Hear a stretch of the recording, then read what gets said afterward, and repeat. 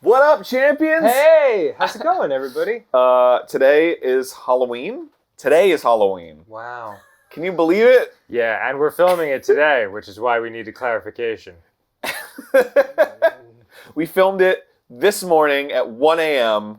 just so we could say it was Halloween, and then we had it edited really fast. Yes. And all that sunlight is, ignore that. Today we're going to be talking about cryptids, Dan. What are those? Cryptids? It sounds like some sort of insect. I guess it does a little bit, yeah. Like a classification of insects. Yes. Like, oh, well, these are The classified praying mantises as are from the cryptid family. Yeah. The phylum. In the cryptid family, they crawl on your screens and then they die, latched to them, and then you stare at them for like a month until they fall off naturally. Because why would you ever maybe it's still alive? What is a cryptid, Arin? A cryptid is like a creature that may or may not be real. You know, it's like the Fiji mermaid or Oh, the Jersey Devil. Or the Jersey Devil got or it. Bigfoot. Yeah. Oh. Yeah. The Sam Squanch. It's a dang Sam Squanch! Yeah. Have you ever encountered a cryptid, Dan? I have not. Or seen an inexplicable creature that could have been mistaken for one?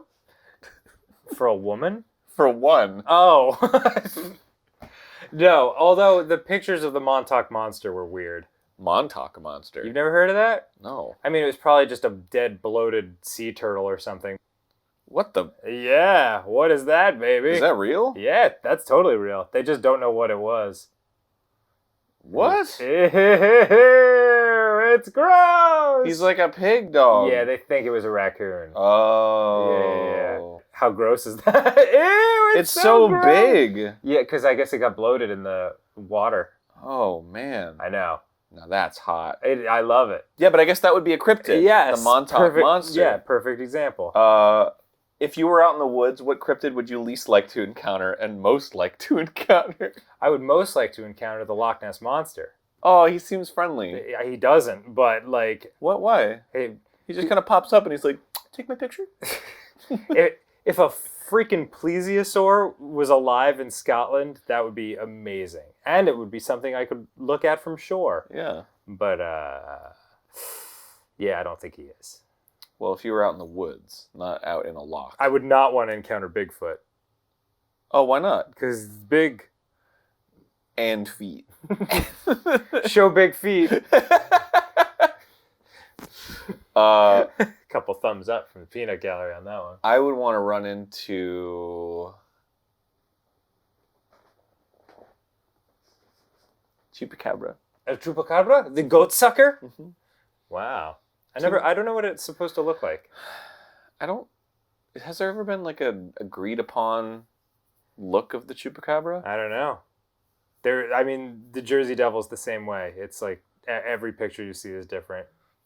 I feel like that's the sign of a really fake, super fake. Probably. Do aliens count as a cryptid? I would want to encounter an alien because that's the scariest thing in the world.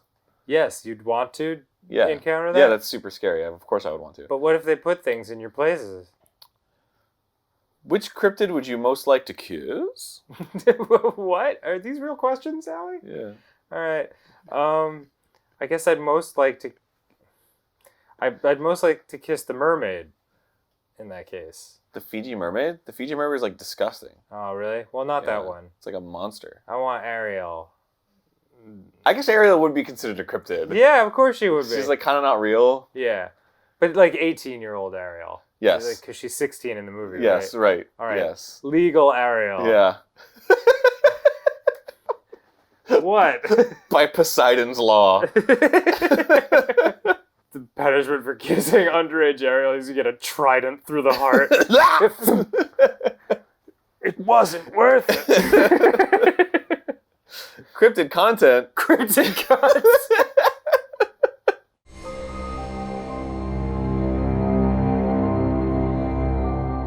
Here's some pictures of Bigfoot. So that's the original picture. That's the classic picture of the dude who's clearly in a monkey What is it, suit. the Skookum footage? What is it called? The Roger Patterson footage. Yes. Is it the Bigfoot walk? And it's the thing that everybody studies, where it's people don't walk like that because they don't run their arms like that, or where it couldn't be a dude in a suit because blah, blah, blah, and this and that. Right. It was a dude in a suit. Well, okay. A youth group was camping in the Marble Mountain wilderness when leader Jim Mills noticed a strange-looking creature skulking along a ridge nearby. It looks like a person. Yeah, it does. British explorer Eric Earl Shipton snapped this photo while trekking through the Himalayas in 1951, alleging that the footprint belonged to a Yeti. That is a pretty big foot. Yeah. I mean, when you really think about it, like, that's all there is to it. Like, that's a big foot. Yeah. Brent and I were out at like an antique shop in, was it El Paso? I think it might have been El Paso when we went to town one day. Oh yeah, that was El Paso. And there was like a weird antique shop, and he found the hair of Sasquatch from 1967, and there's actually hair in here. And presumably this is actually from 1967 because this looks really old. Yes. But it is not presumably from a Sam Squanch. It's probably from a dude who was like, I could put this in a vial and sell it for more than it would be worth if I just let it tumble down the street. Yeah, but it's tumble down the street.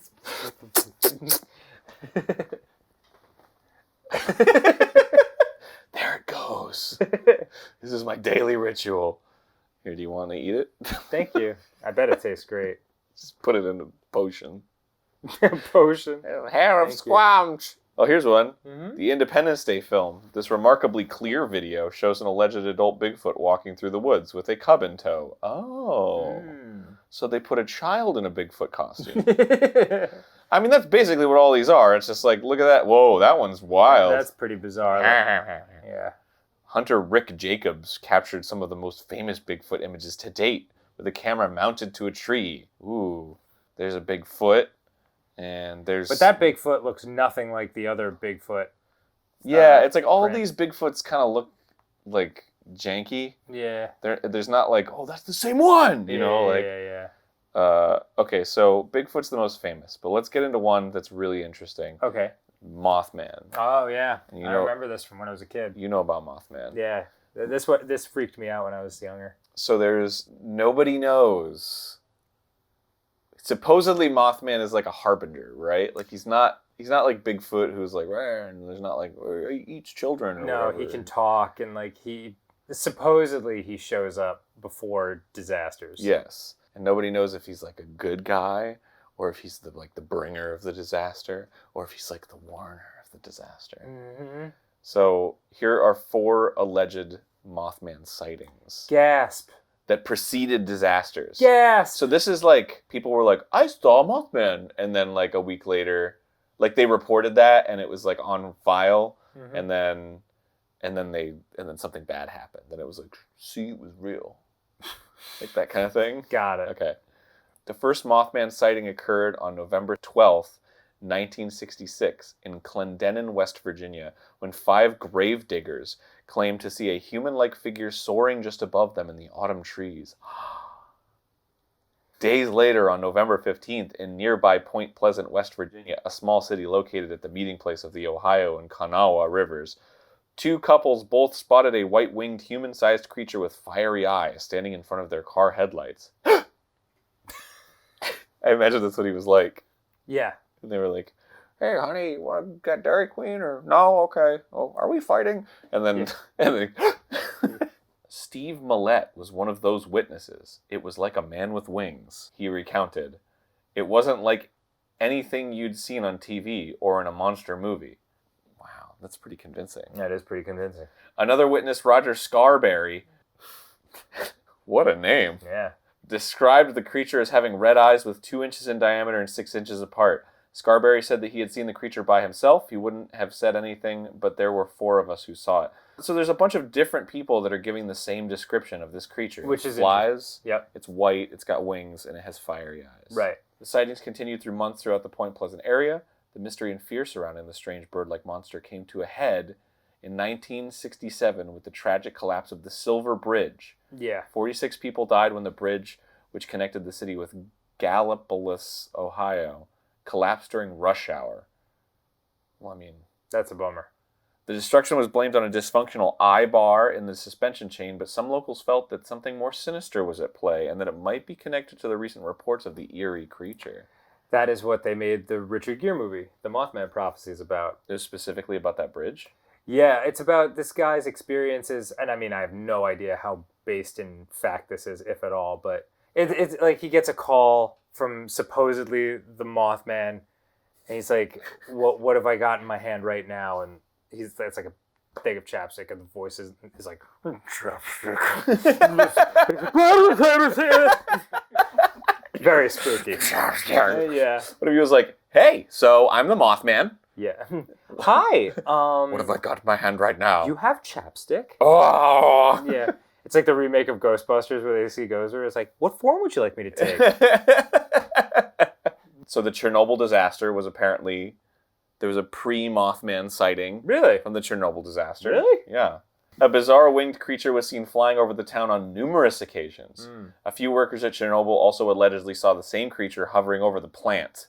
Even stranger, those who claimed to have seen the creature were reportedly plagued by nightmares and harassed by incessant, threatening phone calls thereafter. Huh. This is Chernobyl. Before it all happened? Before, yeah. Huh. 9/11. Oh, okay. Following the terrorist attacks at the World Trade Center, rumors emerged that witnesses reported seeing a large crane-like figure in the vicinity of the towers 5 days prior to the attack. What? Yeah, I don't know. I don't know about stuff reported after. That's after the I fact. didn't know about any of this. No, neither did I, and I'm not sure any of it's real or legit. I'm sorry, Arin. Believe me, I want these things to be real, but I just need a little more. I need a little more, actual evidence. Well, maybe this will change your mind. Okay. The I-35 West Bridge collapse. Mm-hmm. Freakishly enough, another sighting of Mothman was noted at the site of a bridge collapse. He likes bridges. Who's noting these? What are these from? Where's the sources? The sources are from the people who saw them. Jeez. Who are they? Well... Does it give one name or example? At rush hour on August 1st, 2007, a bridge on Interstate 35 in Minneapolis, Minnesota gave way at its center. 13 people died, and a bunch of people were injured. Reports trickled in that a Mothman-like figure started appearing near the bridge about a month prior to its collapse. Who said this? Well, skeptics dismissed the creature as a large heron or crane, but some Mothman believers begin to theorize that Mothman could possibly be a paranormal entity rather than a cryptid. So... Who? Mothman believers. Oh my god. There's a statue. What is this statue? The sexy Mothman statue? Yes. In West Virginia. He's hot. He's Wow. really hot. He's an ass. He's pretty shredded. So in 2009, there was a swine flu outbreak in Chihuahua, Okay. in Mexico. He was very tall and hairy, this Mothman that people cited, with 2 expansive wings and wide bloodshot eyes. Very Mothman-like. Mm-hmm. One young student even reported that the creature chased him relentlessly. There were 15 minutes of maximum despair, said the student, who chose to remain anonymous. Oh, did he?